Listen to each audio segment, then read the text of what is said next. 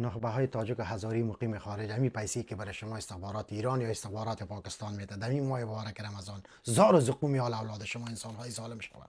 متاسفانه کلتان خدا فروخته، نخبه سیاسی تان هم خدا فروخته، نخبه نظامی تان هم خدا فروخته، نخبه رسانه‌ای تان هم خدا فروخته، حتی هنرمندتان خدا فروخته، حتی فعالین مدنی و اجتماعی تان خدا فروخته و رسما وکیل مدافع پنجاب و پاکستان اسلام آباد شده. بلیاز خدا، بلیاز قرآن، بمباردمان وحشتناک اینمی پاکستانی ها را دنیا تقویه میکنه، میگه اطفال کشت ولی اینا برادر توجیه میکنن، برشان مشروعیت میده، میگه تروریست زد. خدا شما را لعنت بکنه. از این شما ما یک پرسان میکنه او برادر پرتو، عزتت کجاست؟ ناموست کجاست؟ حیثیتت کجاست؟ ارزشت کجاست؟ در بین جامعه و مردمت اعتمادت کجاست؟ خاکت کجاست؟ لشکرت کجاست؟ پیسیت کجاست؟ این چیز نداری او برادر. یک طفیلی استفراغ شده کثیف مردار عقده‌ای هستی که از انسانیت بیخی گذشتی.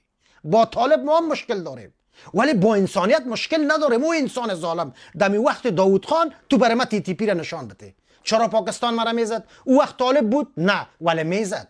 چون با مردم ما مشکل داره، با کشور ما مشکل داره. در وقت دکتر نجیب TTP و طالب بود؟ نه. چرا ما را میزد؟ جنگ جلال آباد یادتان رفت. دمی وقت جمهوریت چرا میزد؟ او انسان کثیف، او انسان رذیل. درست از با طالب مشکل داری، حداقل به انسانیت مشکل نداشته باش.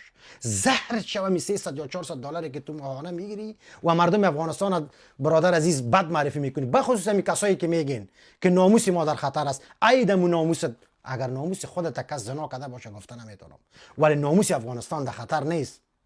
طالب که هر چی باشه شاید سر بکن از دشمن خود، اول مرا گیر کنه سر میکنه، ولی ناموس کار نداره. انسان بی عزت، او افغان است، او پشتون است، او دشمنیش مردانه است. با تار موچی حلالت میکنه ولی ناموست برش لابته، جان خود به خاطر ناموست فدا میکنه. میاین بیادر زنای افغانستان بدنام میکنین، مردای افغانستان بدنام میکنین. او برادر همین نخبه تاجیکی که خود تاجیک معرفی میکنی، به خدا داخل افغانستان حیثیت سگ خود تاجیک برات نمیده. و همین نخبه هزاره که خود معرفی میکنی در داخل افغانستان خود هزاره ارزش سگ برات نمیده. کافیست دیگه، کم سرشان معامله کردید، کم خونی از اون مردم مکیدید. ما را لعنت بکنه.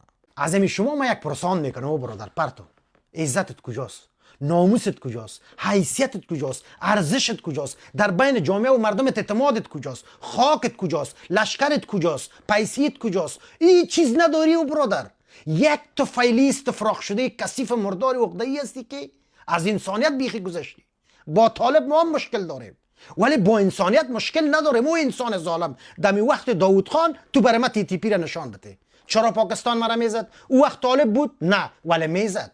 چون با مردم ما مشکل داره، با کشور ما مشکل داره. در وقت دکتر نجیب TTP و طالب بود؟ نه. چرا ما را میزد؟ جنگ جلال آباد یادتان رفت. دمی وقت جمهوریت چرا میزد؟ او انسان کثیف، او انسان رذیل. درست از با طالب مشکل داری، حداقل به انسانیت مشکل نداشته باش. زهر شومی 300 یا 400 دلاری که تو ماهانه میگیری و مردم افغانستان برادر عزیز بد معرفی میکنی، بخصوص می کسایی که میگین که ناموس ما در خطر است. ایدم ناموست، اگر ناموس خودت کس زنا کرده باشه گفته نمیتونم، ولی ناموس افغانستان در خطر نیست.